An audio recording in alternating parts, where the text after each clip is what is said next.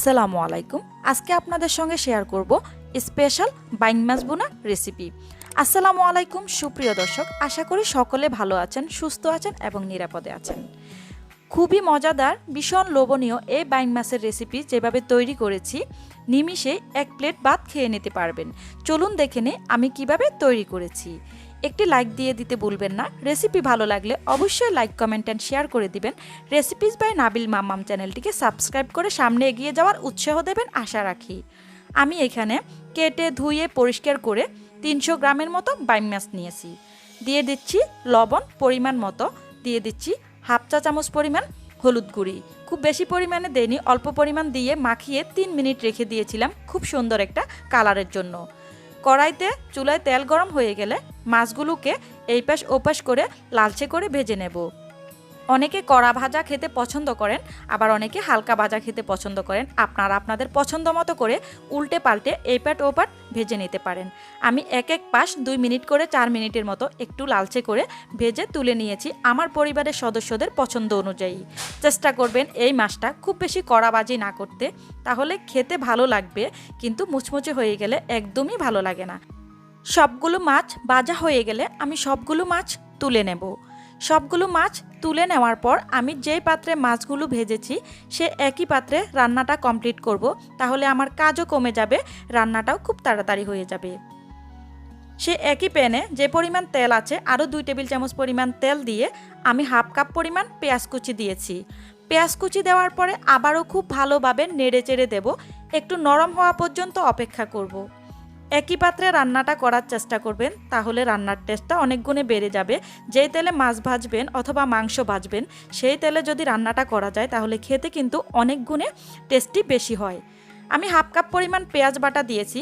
চেষ্টা করবেন কাটা পেঁয়াজের সঙ্গে বাটা পেঁয়াজ ব্যবহার করার জন্য। গ্রেভিটা স্মুথ হবে, রান্নার টেস্টটাও ভালো আসবে, রান্নার কালারটাও খুব সুন্দর আসবে। আবারও নেড়ে চেড়ে কিছুক্ষণের জন্য পেঁয়াজ কুচিগুলো পেঁয়াজ বাটাটাকে একসঙ্গে ভেজে নেব একটু হালকা লালচে হওয়া পর্যন্ত। পেঁয়াজটা ভালোভাবে ভাজা হলে কিন্তু মশলাটা কষানোর সময় খুব সুন্দর একটা ফ্লেভার আসবে। রসুন বাটা দিয়েছি 1 চা চামচ পরিমাণ, 1 টেবিল চামচ পরিমাণ করে দিচ্ছি না, 1 চা চামচ পরিমাণ করে দিচ্ছি। আদা বাটা দিচ্ছি হাফ চা চামচের থেকে একটু বেশি। জিরে বাটা দিয়েছি 1 চা চামচ পরিমাণ।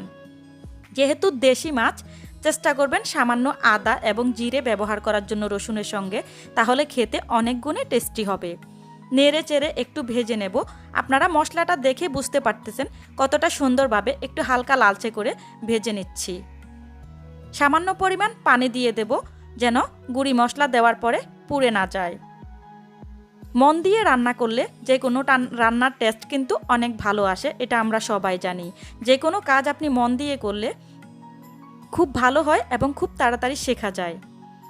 লাল মরিচের গুঁড়ি দিয়েছি 1 টেবিল চামচ পরিমাণ, ঝালের পরিমাণটা কমিয়ে বাড়িয়ে দিতে হবে। হলুদ গুঁড়ি দিয়েছি সমান করে 1 চা চামচ পরিমাণ হবে। লবণ স্বাদ মতো।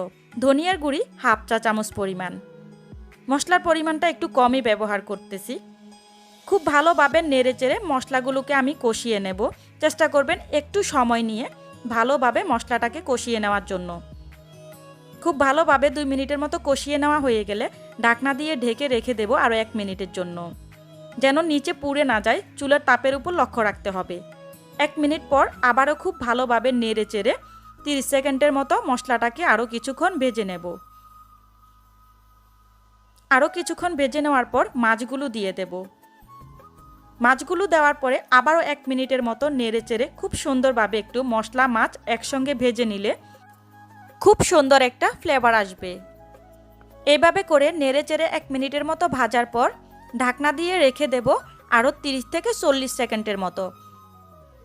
30 থেকে 40 সেকেন্ড পর আবারও একটু নেড়ে চেড়ে দেব। এখন আমি দিয়ে দেব কিছু পরিমাণ পানি। খুব বেশি পরিমাণে পানি দেব না, যেহেতু রেসিপিটা মাখা মাখা হবে, অল্প পরিমাণে পানি ব্যবহার করতেছি। খুব সুন্দরভাবে নেড়ে চেড়ে দিচ্ছি, দিয়ে ঢাকনা দিয়ে ঢেকে রেখে দেব 1.5 মিনিটের মতো। 1.5 মিনিট পর আমি এখানে একটি বড় সাইজের টমেটো কেটে দিয়ে দিয়েছি। আপনারা আপনাদের পছন্দ মতো দিতে পারেন। আবারও ঢাকনা দিয়ে ঢেকে রেখে দেব 2 থেকে 3 মিনিটের মতো। 2 থেকে 3 মিনিট পর ঢাকনা সরিয়ে আবারও হালকা একটু নেড়ে চেড়ে ধনিয়া পাতা কুচি দিয়ে দেব ধনিয়া পাতা কুচি, যার যার পছন্দ মতো দিতে পারেন। অনেকে ধনিয়া পাতা খেতে পছন্দ করে না, কিন্তু আমার কাছে মনে হয় শীত বা গরম ধনিয়া পাতা কুচি দিলে সবজি মাছের রেসিপির স্বাদ অনেক গুণে বেড়ে যায়। হালকা একটু নেড়েচেড়ে দিয়ে ঢাকনা দিয়ে ঢেকে রেখে দেব আবারও 1.5 মিনিটের মতো। এখন আর খুব বেশিক্ষণ রান্না করার দরকার নেই, ভাজার সময় কিন্তু মাছটা অলরেডি সিদ্ধ হয়ে গিয়েছিল। 1.5 মিনিট পর আমি চুলাটা বন্ধ করে দিচ্ছি। দেখুন কতটা সুন্দর, লোভনীয়, ভীষণ মজাদার হয়েছে রেসিপিটা দেখতে। খুবই আকর্ষণীয় হয়েছে, নিমিষে প্লেটের ভাত শেষ হয়ে যাবে। ভুল ত্রুটি ক্ষমা সুন্দর দৃষ্টিতে দেখবেন। ভালো থাকবেন, আল্লাহ হাফেজ।